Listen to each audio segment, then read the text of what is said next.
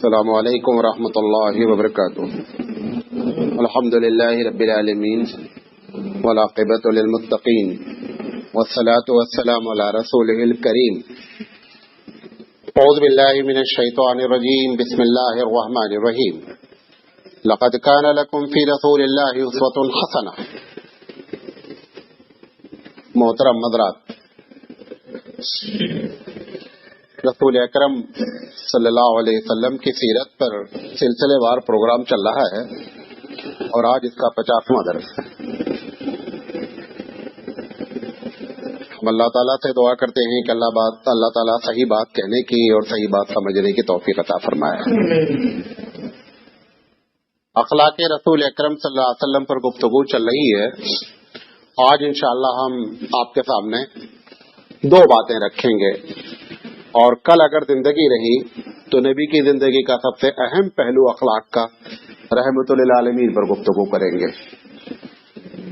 آج ہم جس بات پر آپ کی توجہ دلانا چاہ رہے ہیں وہ دو چیزیں ہیں: سخاوت، سخی ہونا، بخیل کا اپوزٹ، اور دوسری چیز بہادری، بزدلی کا اپوزٹ۔ ان دونوں میں نبی کریم صلی اللہ علیہ وسلم کی کیا شان ہے، اس پر ہم گفتگو کریں گے۔ صحیح روایتوں میں، سیاستہ کی روایتوں میں ہے کہ ما سئل النبی صلی اللہ علیہ وسلم عن شیء، کہ اگر کبھی اللہ کے رسول سے کسی نے کوئی چیز مانگی تو پوری زندگی میں اللہ کے رسول نے وقال اللہ نہیں کہا۔ کبھی بھی کوئی ایک انسیڈنٹ بھی ایسا نہیں ہے، اور اگر ہے ایک واقعہ ہے اس کو بتا دیتے ہیں۔ وہ حضرت فاطمہ کا ہے۔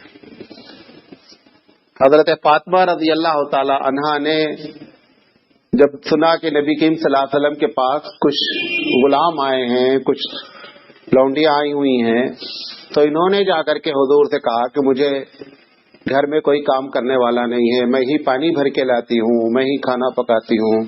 پوری رسپانسبلٹی گھر کے ان کے اوپر تھی۔ پانی جو کافی دور سے بھر کے لاتی تھی تو نیلا نشان پڑ گیا تھا۔ یہ جا کر کے حضور سے انہوں نے کہا کہ مجھے بھی ایک کوئی لونڈی یا کوئی غلام دے دیں جو ہمارے خدمت کرے۔ اللہ کے رسول صلی اللہ علیہ وسلم نے صرف اس موقع پہ کہا کہ میں تم کو نہیں دوں گا، اور نہ دینے کی وجہ بیان کی کہ یہ غلام آئے ہیں، پکڑے گئے ہیں، اصحاب صفہ کے پاس کھانے کو نہیں ہے۔ اگر ہم تم کو خدمت کے لیے دے دیں گے، ان غلام کو اگر ہم بیچ دیں گے تو اس سے پیسے آئیں گے تو ان کے پیٹ کا انتظام ہوگا۔ اس بنیاد پر اللہ کے رسول نے حضرت فاطمہ رضی اللہ تعالی عنہا کو دینے سے انکار کر دیا، اور اس کے بدلے میں آپ نے فرمایا کہ میں تم کو اس سے اچھی چیز بتا دیتا ہوں۔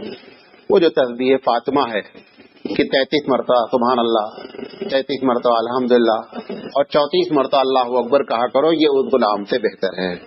بہرحال یہ پلٹ کر آ گئے۔ میں نے اس لیے کہہ دیا، اس واقعے کو بیان کر دیا کہ اگر کسی کے ذہن میں ہو نہیں حضور نے ایک مرتبہ فاطمہ کو انکار کیا تھا تو اس کی وجہ بتا دیتے ہیں، ورنہ یہ صحیح حدیث ہے کہ اللہ کے رسول صلی اللہ علیہ وسلم نے، جیسے میں نے 2-3 دن پہلے آپ سے بات کی تھی، کہ اللہ کے رسول نے کبھی کسی سے اپنے ذاتی طور پر کسی سے بدلہ نہیں لیا۔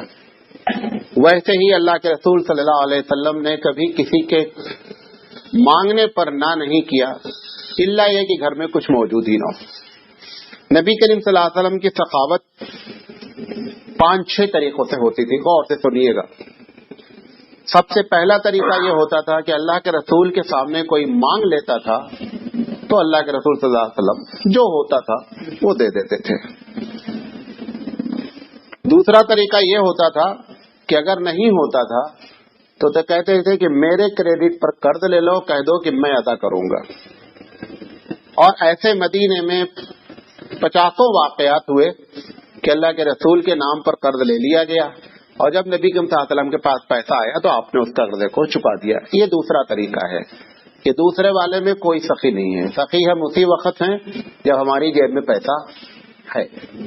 تیسری شکل یہ تھی کہ مال آ گیا تو ایک مال ہوتا تھا بیت المال کا، جو پورا پیسہ آتا تھا اس میں 1/5 اللہ کے رسول کا تھا قرآن مجید کے لحاظ سے. اللہ نے اس میں سے کہا تھا کہ 1/5 آپ کا ہے. بقیہ جو ہے وہ جو لوگوں میں تقسیم ہوتا تھا اس سے بحث نہیں ہے. اس 1/5 کے بارے میں اللہ کے رسول صلی اللہ علیہ وسلم کی عادت یہ تھی کہ اللہ کے رسول صلی اللہ علیہ وسلم کے بارے میں صحیح حدیث ہے کہ لا يدخره شيء للغد. آپ نے کبھی کوئی چیز کل کے لیے اٹھا کر کے نہیں رکھا. جو چیز آئی وہ آپ نے کیا کر دیا؟ خرچ کر دیا. اس میں ایک سوالیہ نشان ہمارے لیے ہے کہ ہم ایسا کوئی نہیں کر رہے ہیں. ہم تو مہینے بھر کا کم سے کم غلہ رکھ ہی لیتے ہیں.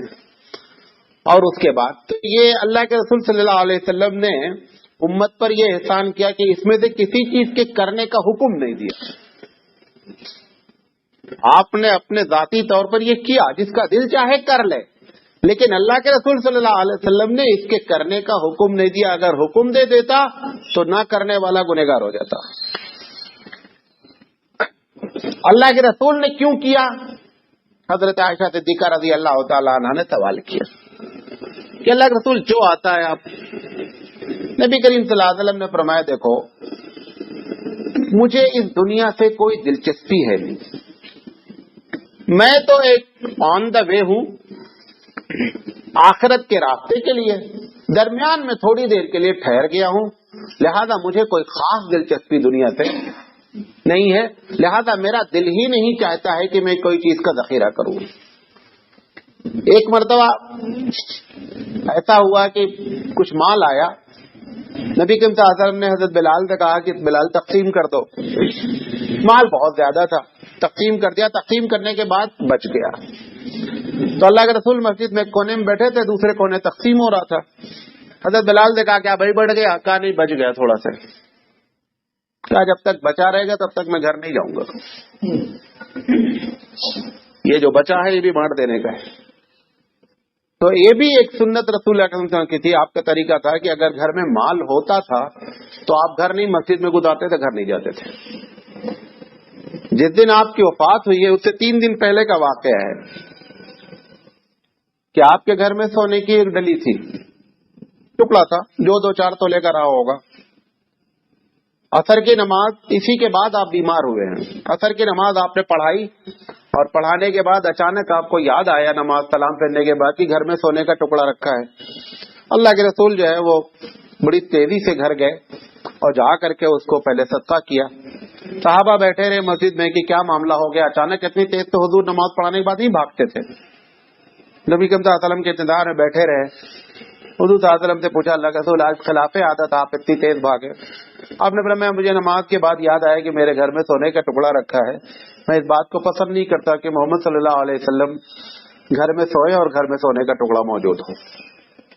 تو نبی کریم صلی اللہ علیہ وسلم کی جو سخاوت تھی وہ تیسرے نمبر پہ یہ تھی کہ جب مال آ جاتا تھا تو آپ اعلان کرا دیتے تھے کہ جس کو ضرورت ہو وہ لے جائے. آج تو اگر کوئی چیز آپ فری اعلان کر دیں تو بڑا سے بڑا آدمی بھی اس کو لینے کے لیے. صحابہ کی یہ عادت نہیں تھی. جو ضرورت مند ہوتے تھے وہی اللہ کے رسول کے پاس آتے تھے. ایسا نہیں، حالانکہ اللہ کے رسول بہت کم پوچھتے تھے. 1 یا 2 واقعات ہیں کہ اللہ کے رسول نے کسی آدمی سے جرح کر لی ہو، ورنہ کیونکہ اللہ کے رسول کو یہ صحابہ کے بارے میں یقین تھا کہ یہ دل کے صاف لوگ ہیں، ان کو ضرورت ہوگی تبھی لے جائیں گے، اگر ضرورت نہیں ہوگی تو نہیں لے جائیں گے. ایک مرتبہ کا ایسا واقعہ ہے مجھے یاد آ رہا ہو، بتا دیں آپ کو کہ ایک بڑے ہٹے کٹے نوجوان صاحب آئے، حضور سے فرمایا کہ اللہ کے رسول کچھ دیجئے. اللہ کے رسول نے اوپر سے نیچے تک دیکھا ان کو. انہوں نے کہا دیکھو یہ زکوٰۃ کا مال ہے اور آپ تو ٹھیک ٹھاک ہے آدمی، کیا کام کرتے ہیں؟ میں نے کہا کچھ نہیں کرتا. کیا کام کرو؟ کیا کام کرتے؟ حضور نے فرمایا کہ کوئی تجارت کرو. کہا تجارت کے لیے پیسہ چاہیے، پیسہ ہی نہیں گھر میں. کہا کچھ بھی ہو لے آؤ، اس کو بیچ کر کے تجارت کرو.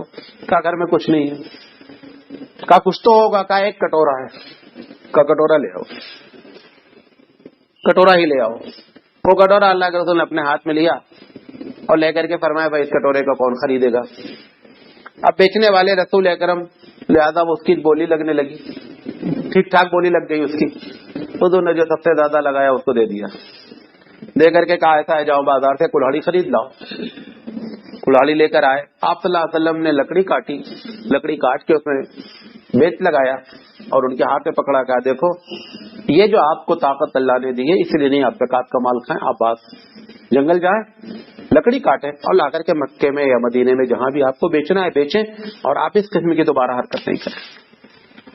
और अल्लाह के रसूल सल्लल्लाहु अलैहि वसल्लम की उमूमन आदत ये थी कि आप तहकीक नहीं करते थे, और तहकीक करने की बुनियादी वजह यह है कि आपके सहाबा के ईमान पर आपको कंप्लीट यकीन था। आज ऐसा मामला नहीं है, आज आपको तहकीक करनी है, ये आपको बता दें।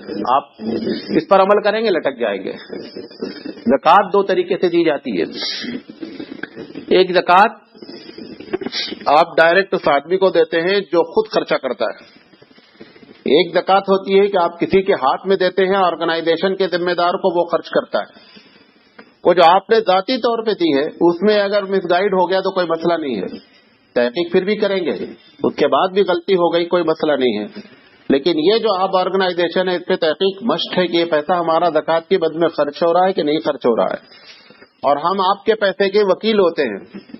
वकील अगर मुकदमा हारेगा तो तुम भी नुकसान उठाओगे, वकील का क्रेडिट भी जाएगा। ये नहीं हमने वकील साहब को दे दिया, वकील साहब मुकदमा हार गया, हमारा कुछ नहीं हारा, तुम्हारा मुकदमा। वो जब आप ऑर्गेनाइजेशन के जिम्मेदार को पैसा देते हैं तो वो आपके पैसे का वकील होता है, और वकील जब तक खर्चा नहीं कर देता सही जगह तब तक आपकी ज़कात का मामला बड़ा टेढ़ा है। लिहाजा उसमें देने में बड़ी जिम्मेदारी की जरूरत है। जब आपको इत्मीनान हो जाए उसके बाद आप दें। तो आप इस पर अमल नहीं करें। अल्लाह के रसूल के सहाबा के सामने जो मामला था वो उनके ईमान की कुव्वत थी। चौथा तरीका आपका ये था कि आप सल्लल्लाहु अलैहि वसल्लम हदिया देते थे, बहुत ज्यादा हदिया। दो तरीके के लोगों को देते थे। एक तो ये महसूस करते थे अगर किसी के पास कुछ जरूरत है तो वही हदिया दे देते थे। कोई आदमी खुददार किस्म के होते हैं, हमारे रिश्तेदारों में भी होता है कि कोई आदमी परेशान है लेकिन आपसे कहता नहीं है, आप गए उसके घर बच्चों के नाम पे मिठाई के नाम पर आप 200-400-500 जो देना चाहिए इस तरीके से दिया जा सकता है। जरूरी नहीं कि आप वो, उम्मन क्या होता है कि हम अपने करीबी रिश्तेदारों को हमेशा नेग्लेक्ट करते हैं और दूसरों को देते हैं। ये बहुत बड़ी बीमारी हमारी है। क्या हमारे भाई है, हमारी बहन है, हमारे बहनोई हैं, लोग हैं, परेशान हैं, भांजे हैं, भतीजे हैं, वो क्या हमसे मांगे नहीं, उन्होंने मैं की देना नहीं। ये क्या कमाल हुआ कि मांगा और फिर आपको दे। वो तो आपके घर का आदमी था, आपकी पूरी कैफियत, उसकी पूरी कैफियत आपको मालूम थी। अगर मांग करके दिया तो फिर वो आम आदमी हो गया। लिहाजा ऐसे लोगों पर आपको हमारी पूरी निगाह होनी चाहिए कि इसमें कौन परेशान है। ये रिश्तेदार जो खासकर जो हमारे घर के लोग हैं, सबसे पहले इनको जो है वो हमको कोशिश करनी चाहिए कि उनके मांगने का इंतजार नहीं करें बल्कि खुद देने की फिक्र करें हदिया के शक्ल। अच्छा, ज़कात के बारे में ये कोई जरूरी नहीं है कि आप उसको बतावें देखो भाई ये ज़कात की रकम है मैं आपको दे रहा हूँ, कोई जरूरी नहीं है। आपकी नीयत होनी चाहिए ये ज़कात है। लेने वाले को ये बताना, क्योंकि ये तो उसको आप तकलीफ पहुंचाने वाली बात है। अगर एक आदमी खुददार है और आप उससे बताएंगे देखो भाई ये मैं ज़कात दे रहा हूं तुम लेते क्या, ये तरीका नहीं है ज़कात देने का। आप अपने तौर पर ये समझ लें ये ज़कात का मुस्तहिक है और आपको ज़कात की नीयत हो जाए ज़कात कर ले। कभी कभी लोग उल्टा करते, किसी रिश्तेदार को पैसा दिया उधार नहीं आया, अच्छा चलो ज़कात की नीयत कर लेते, ये नहीं चलता। पैसा दिया है उधार, बाद में मालूम हो गया कि पैसा डूबने वाला है, अब डूबने वाला है तो अल्लाह के नाम चढ़ा दिया उन्होंने उठा करके। ये अल्लाह के नाम नहीं चढ़ता पैसा। बाद लोग ऐसी हरकत करते हैं, बात समझ में आ रही? ऐसा नहीं करें। पांचवा तरीका अल्लाह के रसूल की सखावत ये था कि किसी से कोई चीज खरीद लेते थे, खरीदने के बाद फिर उसी को गिफ्ट कर देते थे, तो पैसा भी उसको पहुंच जाता था और उसका माल भी उसको पहुंच जाता था। छठी शक्ल ये थी कि अल्लाह के रसूल सल्लल्लाहु अलैहि वसल्लम जब हाथ आपका कुशादा हुआ मदीने में सन 5-6 हिजरी के बाद, तो जो लोगों मुसलमानों पर कर्ज होता था वो आप क्या करते थे, अपनी जेब से भर देते थे। नमाज जनाजा पढ़ाने से पहले तो हर हाल में पहले पूछते थे कि बंदे पर कर्जा है कि नहीं है। अगर कर्जा होता था तो आपकी जेब में होता था, तो कब्ल इसके कि आप नमाज जनाजा शुरू करें पहले उसको पैसा अदा कर देते थे। और अगर कभी ऐसा हुआ कि बंदे के ऊपर कर्जा है और कर्जा देने की हुजूर के पास सलाहियत नहीं है, पैसा नहीं है, तो आप कहते थे कि साहबा से आप लोग नमाज पढ़ लें, मैं नमाज नहीं पढ़।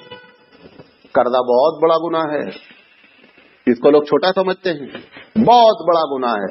अगर कर्जा लेते वक्त ये नियत कर ली है कि वापस नहीं करना, तो हुजूर ने फरमाया चोरी किया इसने। ये जरूरी नहीं चोरी, आप जिस दिन आपने लेने वाले की नियत ये हो गई कि कर्जा वापस नहीं करना है, اللہ کے رسول فرمایا کہ اس نے چوری کی، یہ چور کی پوری سزا اس کو ملے گی. لہذا قرضے کے بارے میں بہت سنجیدہ رہنا چاہیے. بعض حدیث میں تو یہاں تک آتا ہے کہ مجاہد جو اللہ کے راستے میں شہید ہو گیا اس کا قرضے والا گناہ معاف نہیں ہوتا ہے. بہت خطرناک شکل ہے جس کے ہم عادی مجرم ہیں، لہذا اس سے ہم کو پرہیز. تو یہ 6 طریقے اللہ کے رسول صلی اللہ علیہ وسلم کی سخاوت کے تھے.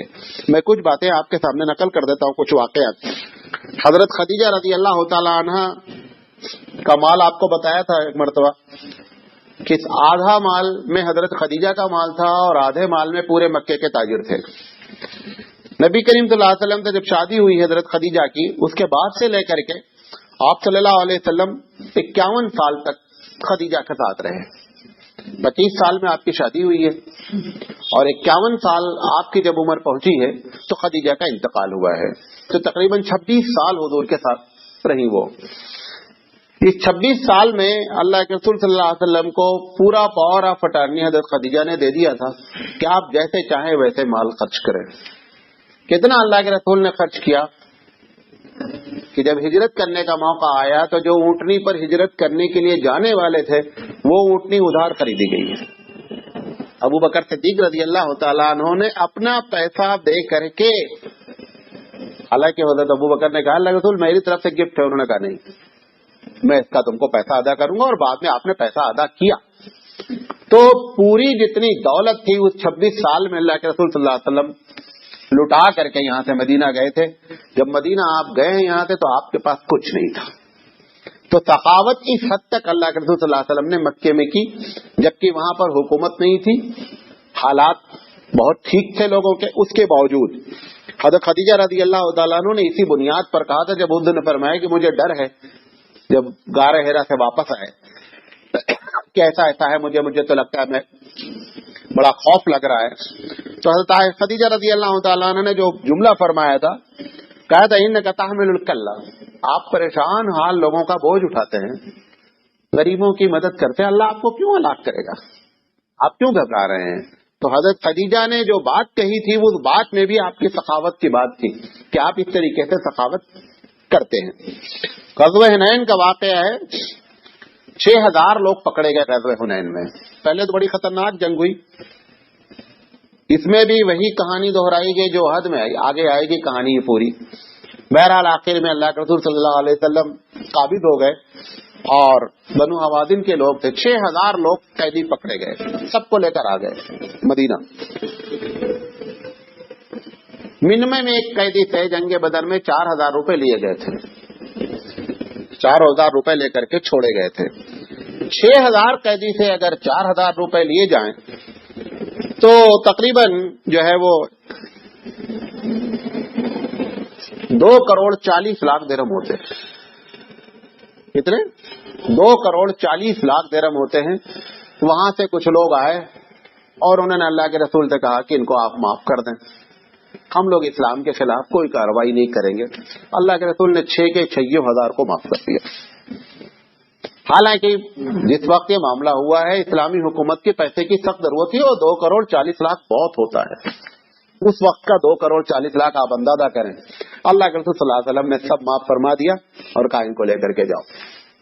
حضرت عباس رضی اللہ تعالیٰ عنہ نے ایک مرتبہ نبی کے صلی اللہ علیہ وسلم حضور کے چچا ہیں کہ جب مدینہ آئے تو اللہ کے رسول صلی اللہ علیہ وسلم سے انہوں نے کہا کہ میری حالت بڑی خستہ ہے. ایک تو میں بدر میں پکڑا گیا تو آپ نے فدیہ ہم سے کمپلیٹ لیا، اور ہمارے بھتیجے حضرت عقیل پکڑے گئے ان کا بھی فدیہ ہم ہی نے ادا کیا، تو میری رہی سے ہی پونجی مکے کی سب کیا ہو چکی ہے، ختم ہو چکی. اتفاق سے جس وقت انہوں نے حضور سے شکایت کی تو حضور صلی اللہ علیہ وسلم نے کہا ٹھیک ہے مسجد نبی میں کچھ سامان آیا ہوا ہے، اور وہ سونے اور چاندی تھے. حضرت بلال رضی اللہ تعالیٰ نے کہا کہ ان سے کہے تو جتنا اٹھا سکے اٹھا لے جائے. اب یقینی بات ہے سونا چاندی انہوں نے باندھ دیا گٹھر جتنا باندھ سکتے تھے. اب اٹھا رہے ہیں تو اٹھ نہیں رہا. حضور آدم کے پاس آئے کہ اللہ کے رسول آپ ذرا ہاتھ لگا دیجیے، اٹھا دیجیے. حضور کا میں ہاتھ نہیں لگاؤں گا. کیوں؟ یہ تمہاری لالچ پہ ڈیپینڈ کر رہا ہے. میں ہاتھ نہیں، جتنا تو میں نے تم کہا تھا اتنا اٹھا تو اٹھاؤ، تم باندھ دیے اتنا کہ اٹھا بھی نہیں پا رہے ہو، میں نہیں اٹھاؤں گا. کہا اچھا کسی صحابی کو حکم دے دو کہ میری مدد کر دیں اٹھا لیں. انہوں نے کہا میں کسی صحابی سے بھی نہیں کہوں گا. اس کے بعد انہوں نے کیا کیا، پھر اس میں سے نکالا جتنا اٹھا سکتے تھے، اٹھا کر کے لے گئے. علامہ ابن کثیر رحمۃ اللہ علیہ لکھتے ہیں کہ تقریباً 40,000 درہم تھے جو انہوں نے اٹھایا تھا، کیونکہ جس طرح سے یہ ہٹے کٹے رہے ہوں گے، کیونکہ ان کے بارے میں کہ بڑے ہٹے کٹے تھے، تو 60-65 کلو تو ضرور سونا چاندی رہا ہوگا جو اٹھایا انہوں نے. بہرحال نبی کریم صلی اللہ علیہ وسلم جب دیتے تھے تو اس طریقے سے دیتے تھے. ایک صاحب نے نبی کریم صلی اللہ علیہ وسلم سے ایک مرتبہ آ کر کے کہا کہ اصل میں 90,000 درہم حضور کے پاس آئے. حضور نے اعلان کر دیا کہ بھائی جس کو ضرورت ہو لے جائے. بلال رضی اللہ تعالیٰ عنہ بانٹتے رہے، سب بٹ گیا. وہ ایک صاحب آئے بعد میں سارا ختم ہونے کے بعد، انہوں نے کہا رسول مجھے چاہیے. کہا بلال تو جاؤ مانگو، وہاں دے رہے. کہا ختم ہو گیا ہے. کہا اچھا فلاں دکاندار کے پاس جاؤ، میرے نام سے قرضہ لے لو. وہ گیا بندہ، وہاں سے قرضہ لیا، پھر اللہ کے رسول اس قرضے کو بتانا یہ چاہ رہا ہوں کہ اللہ کے رسول نے کبھی نہیں فرمایا. حضرت عمر رضی اللہ تعالیٰ عنہ بیٹھے تھے، جب اس کو کہا انہوں نے تو حضرت عمر نے کہا، حضرت عمر رضی اللہ تعالیٰ کی عادت تھی، انہوں نے کہا اللہ رسول یہ آپ نے کیوں تکلیف کی کہ آپ ان کو قرضہ دلا کر کے اپنے اوپر قرضہ لے رہے ہیں اس کی ضرورت پوری کرنے کے لیے. اللہ نے آپ کو یہ تو نہیں کہا ہے کرنے کے لیے. ما کلف اللہ بما قدر علیہ، یہ انہوں نے جملہ کہا کہ اللہ نے آپ کو مکلف نہیں بنایا جس کی آپ قدرت نہیں رکھتے، آپ ایسا کیوں کر رہے ہیں. حضرت عمر کے جملے کے سننے کے بعد حضور کو اندر سے بڑی کراہیت ہوئی کہ حضرت عمر نے جو بات کہی اللہ کے رسول کو پسند نہیں آئی. چہرے سے آپ کو محسوس ہوا کہ آپ نے اس کو برا جانا، لیکن بولے کچھ نہیں. ایک دوسرے صحابی بیٹھے تھے، انصاری صحابی، انہوں نے کہا اللہ کے رسول انفق ولا تخف، اللہ کے رسول خوب خرچہ کرو، ڈرنے کی کوئی ضرورت نہیں ہے. جب تک عرش والا آپ کے ساتھ ہے نا آپ کو خلاش نہیں کرے گا. آپ حضور صلی اللہ علیہ وسلم جب اس جملہ سنے نا تو آپ کا دل جو ہے وہ خوش ہو گیا. وہ حضرت عمر کے کہنے کی وجہ سے جو آپ کو تکلیف پہنچی تھی وہ تکلیف کیا ہو گئی، دور ہو گئی. اور اللہ کے رسول صلی اللہ علیہ وسلم نے اس کے بعد یہ جملہ فرمایا کہ میں اسی کے لیے بھیجا گیا ہوں، جمع کرنے کے لیے نہیں بھیجا گیا ہوں، میں اسی لیے بھیجا گیا ہوں کہ جو آئے میں بانٹتا رہوں. تو بہرحال حضرت عمر رضی اللہ تعالیٰ عنہ، بعض روایت میں آتا ہے کہ یہ کہنے کے بعد حضرت عمر کو ہوا کہ مجھے کہنا نہیں چاہیے تھا. بہرحال نبی کے صلی اللہ علیہ وسلم نے ان پہ کچھ گرفت نہیں کی، لیکن آپ کو اچھا نہیں لگا. ایک مرتبہ نبی کے صلی اللہ علیہ وسلم 10 درہم لے کے نکلے بازار. آپ کو قمیص خریدنی تھی، نئی قمیص آئی ہوئی تھی کہیں سے ریڈی میڈ. اللہ کے رسول صحابہ بھی گئے، صحابہ کو بھی شوق تھا کہ ہمارے رسول ذرا اچھا پہنے کبھی کبھی. تو یہ سب لوگ لے کر کے گئے. اللہ کے رسول بہت اچھی قمیص آئی ہے مارکیٹ میں. اللہ کے رسول گئے، پسند کیا ہے، قمیص لے لیا 4 درہم میں. ایک دوسرے صحابی اتفاق سے بعد میں آئے، انہوں نے دیکھا اللہ کے رسول کے اوپر قمیص بہت اچھی لگ رہی ہے. کہا اللہ کے رسول قمیص بہت اچھی ہے، ہم کو دے دیجیے نا. انہوں نے اتارا دے دیا. اب یہ جو سب لوگ لے کر کے گئے تھے قمیص خریدوانے، تو ان کی پلاننگ فیل ہو گئی. ابھی تو 6 درہم جیب میں بچے ہوئے تھے، لوگ پھر پلٹا کے لے کر آ گئے کہ چلو اللہ رسول دوسری خریدی جائے گی. بہرحال اللہ کے رسول نے دوسری خرید لی، خیر پہن لیا. ان کو صحابہ نے ان کو کہا کہ تمہیں یار ایک ہی تو قمیص خریدا، وہ بھی تم مانگ لیے. اس نے کہا بھائی مجھے برکت کے طور پہ چاہیے تھا، لہٰذا مجھے لے لیا میں نے. بہرحال یہاں سے نکلے تو ابھی گھر نہیں پہنچے تھے، مسجد نبوی کی ایک عورت جو ہے لونڈی تھی، رو رہی تھی کھڑی. اللہ کے رسول گزرے تو اللہ کے رسول نے کہا کہ پوچھو کیوں رو رہی بچی، کیا پرابلم ہے اس کو. تو اس کو جو ہے پوچھا اللہ کے رسول نے کیوں رو رہی ہو. کہا میرے مالک نے مجھے بھیجا تھا سامان لینے کے لیے 2 درہم لے کر کے، اور وہ راستے میں کہیں گر گیا، اب میں کیسے واپس جاؤں، مجھے بہت مارے گا. 2 درہم جن کے پاس بچے تھے، 4 کے 2 لیے خریدے تھے. انہوں نے فرمایا چاہیے 2 درہم لے لو، جاؤ مالک سے بتانے کی ضرورت نہیں ہے اور جاؤ سامان خرید لو.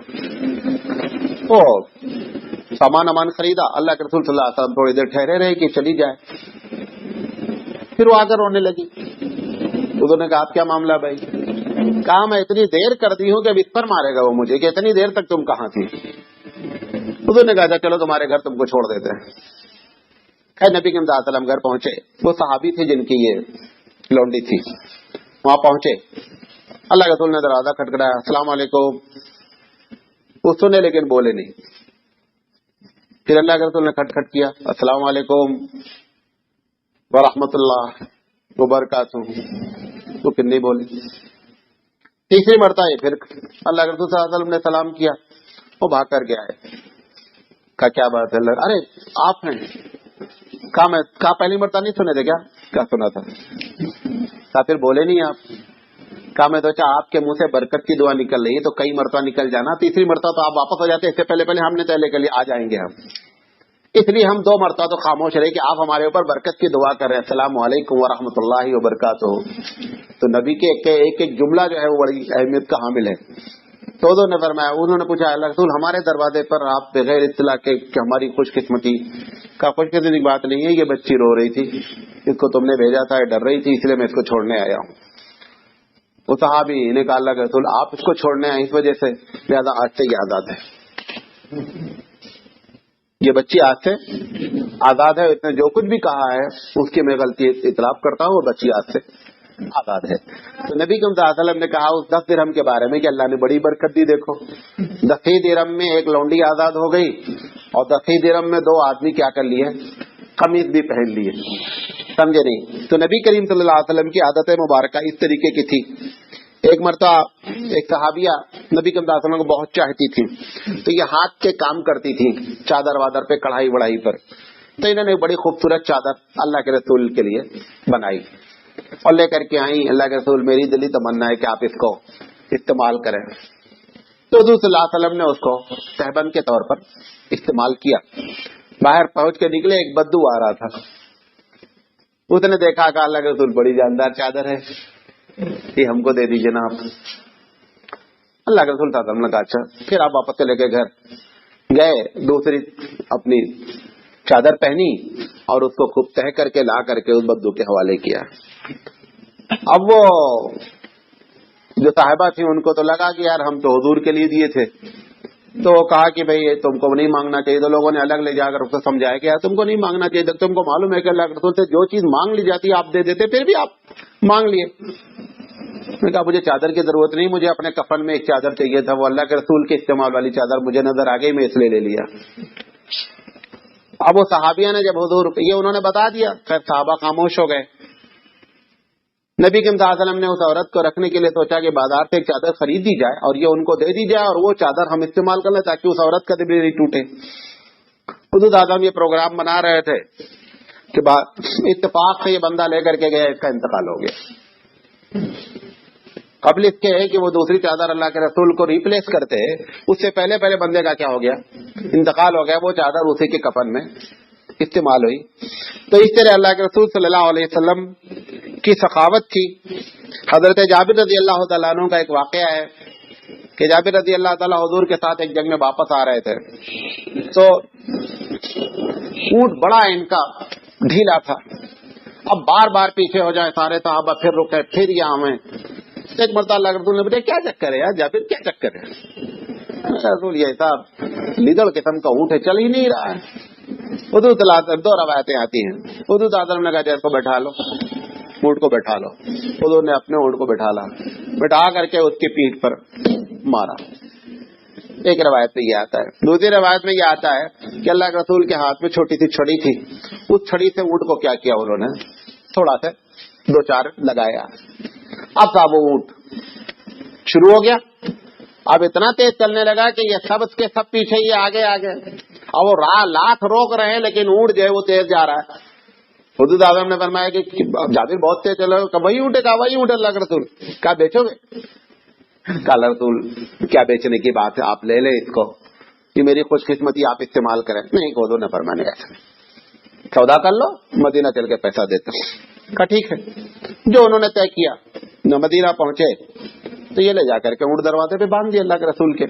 بلال رضی اللہ تعالیٰ عنہ کو بلایا, کہا بلال ان کے اونٹ کا پیسہ دے دو, کیونکہ بلال ہی پورے کیا تھے, خزانچی تھے, کھانے کے سارے سامان لانے کے سب کا پیسہ ان کے پاس ہوتا تھا.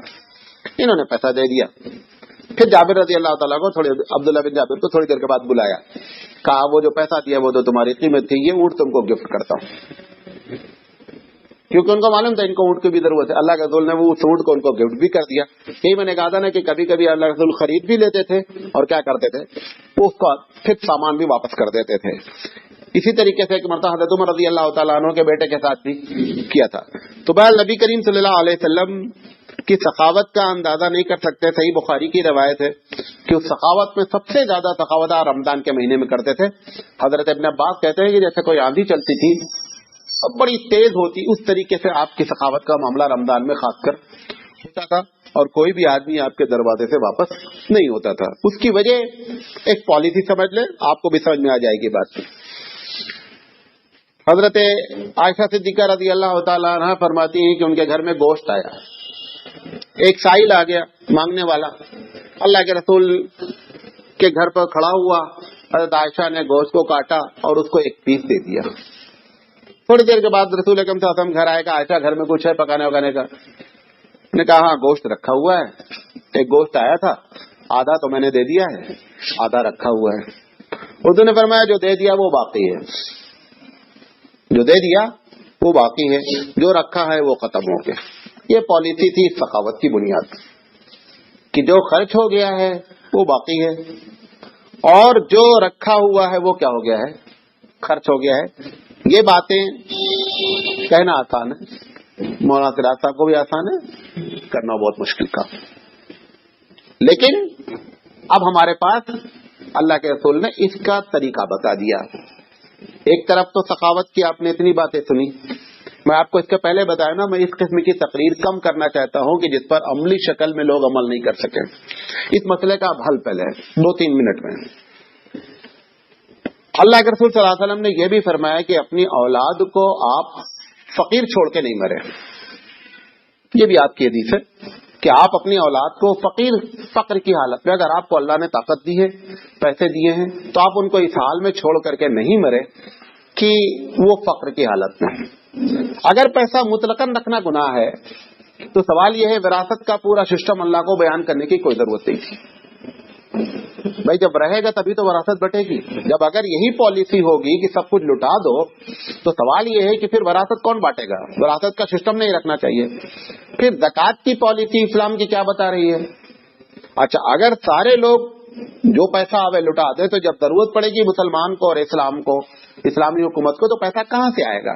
لہٰذا اللہ کے رسول صلی اللہ علیہ وسلم نے اس کا پورا سسٹم بیان کر دیا. اس کے پہلے اگر آپ کو یاد ہوگا میں نے ایک دن بات کی تھی کہ خرچہ کہاں کرنا ہے، بتایا تھا نا کہ جب آپ ان جگہوں پہ خرچہ نہیں کرتے ہیں تو گنہگار ہو جاتے ہیں. اس جگہ پہ خرچہ کرنے کا نام ہی سخاوت ہے. وہ 5 چیزیں ہیں.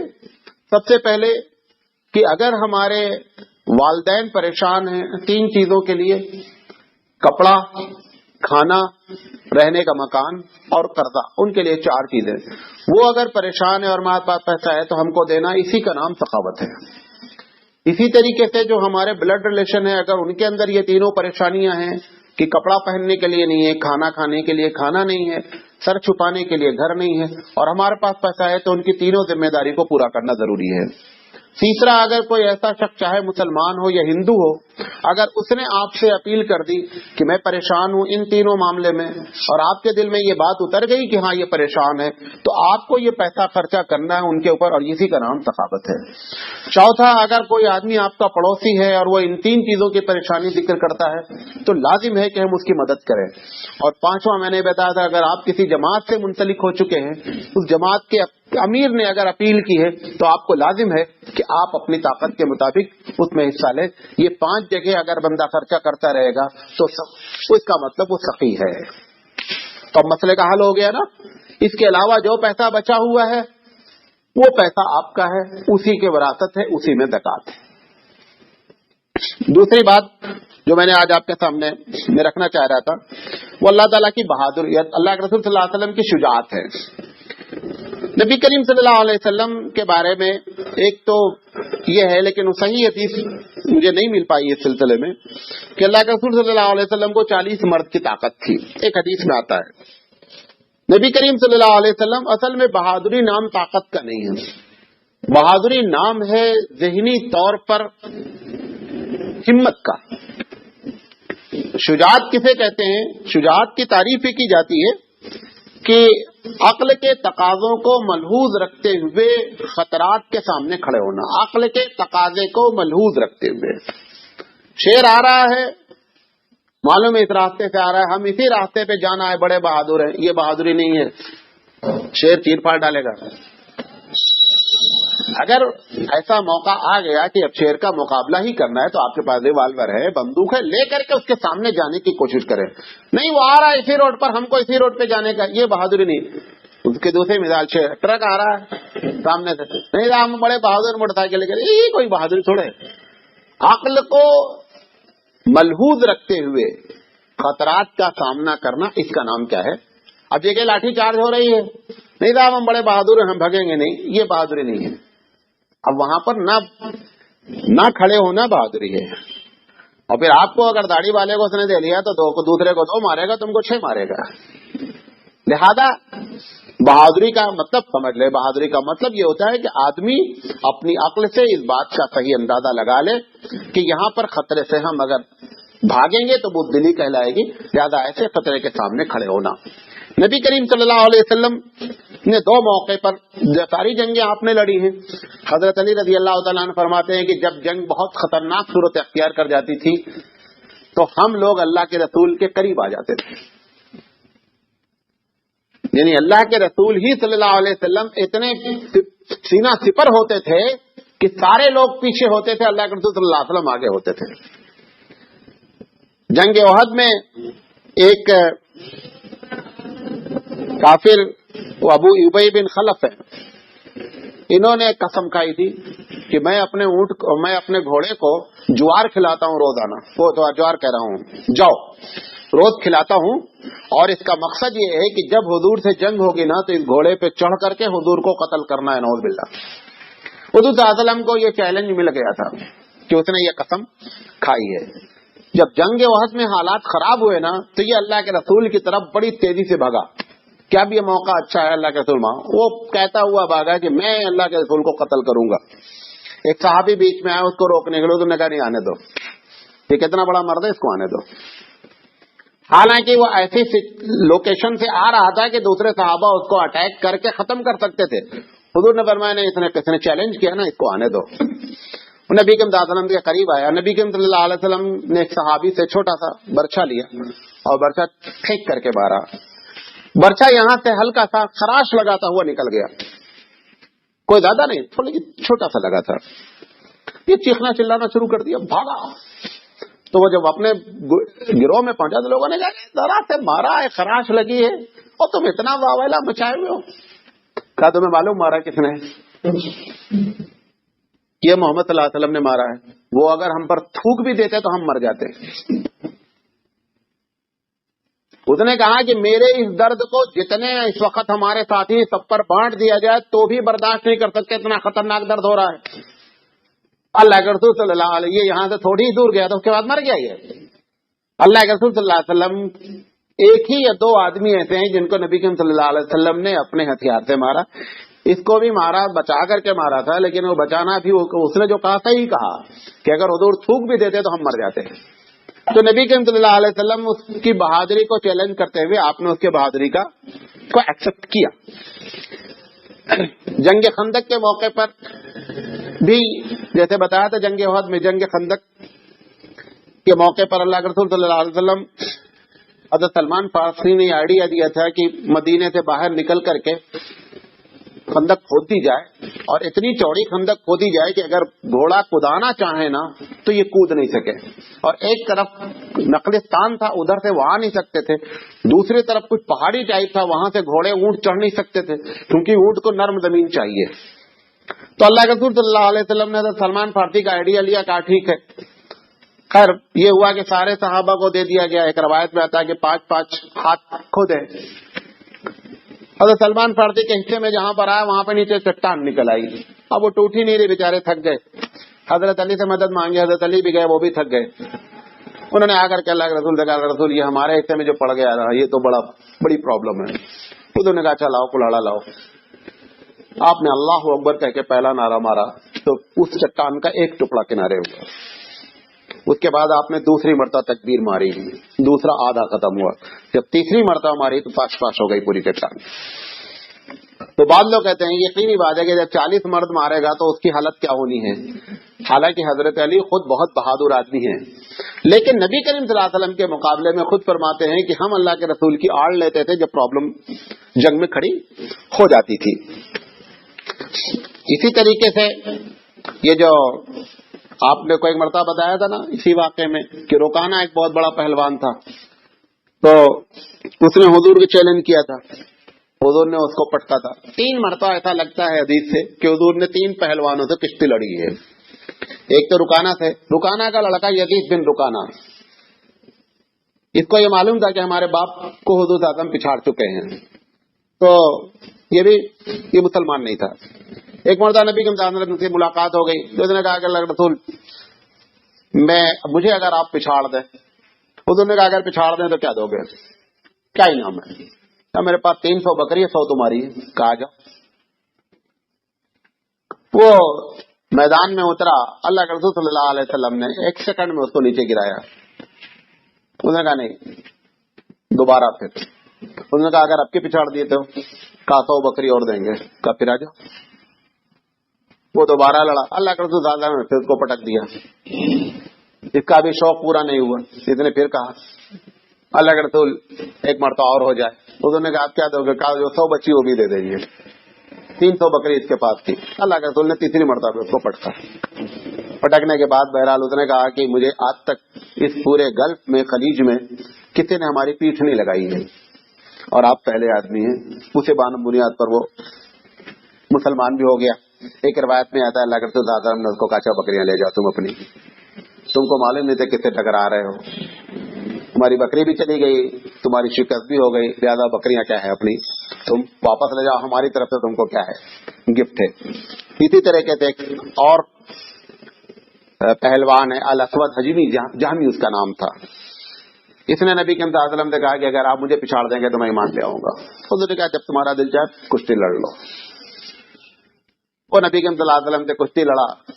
اس کا حشر بھی وہی ہوا، ایسا پٹکا حضور صلی اللہ علیہ وسلم نے جیسے کہ یہ بچے کو دے مارے کوئی آدمی.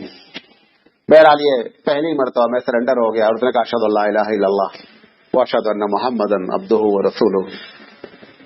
جنگ حنین میں نبی کریم صلی اللہ علیہ وسلم کی بہادری، کیونکہ جنگ حنین میں کیا ہوا کہ حوازن قبیلے سے جنگ ہو رہی تھی. نبی کریم صلی اللہ علیہ وسلم جنگ پر قابو پا گئے، یہ لوگ بھاگے میدان چھوڑ کر کے کافر. اتنے میں صحابہ جو ہے وہ مال غنیمت کو اکٹھا کرنے لگے. اتنے میں کیا ہوا کہ ان کے تیر اندازوں کا ایک دستہ آ کر کے اس نے دور سے تیر اندازی شروع کر دی اور اتنی خطرناک تیر اندازی شروع کی کہ صحابہ کے پیر اکھڑ گئے. نبی کریم صلی اللہ علیہ وسلم میدان میں سامنے آئے اور آپ پہ خچر پہ سوار تھے. نبی کریم صلی اللہ علیہ وسلم اس خچر کو لے کر کے آگے بڑھے اور جب ان لوگوں نے چیلنج کیا تھا اللہ کے رسول نے فرمایا انا النبی، میں نبی ہوں، لا کذب، جھوٹا نہیں ہوں، انا ابن عبد مطلب، میں ابن مطلب کا بیٹا ہوں. یہ کہہ کر کے نبی کے صلی اللہ علیہ وسلم سامنے آئے. بہرحال پوری جنگ پر پھر اللہ کے رسول نے اکیلے کنٹرول کیا، صحابہ بعد میں پیچھے آ کر کے ملتے گئے. تو اس طریقے سے نبی کریم صلی اللہ علیہ وسلم کی یہ بہادری تھی اور وہ اللہ کے رسول صلی اللہ علیہ وسلم کی سخاوت تھی. انشاءاللہ کل زندگی رہی تو کل آپ اصل جو نبی کریم صلی اللہ علیہ وسلم کی صفت ہے رحمت اللہ عالمین، اس پر ہم بات کریں گے. اللہ تعالیٰ سے دعا ہے کہ اللہ تعالیٰ کہنے سے زیادہ عمل کرنے کی توفیق عطا فرمائے. واخر دعوانا ان الحمد للہ رب العالمین. سبحان اللہ و بحمدہ، سبحانک اللہم و بحمدک، اشہد ان لا الہ الا انت، استغفرک و اتوب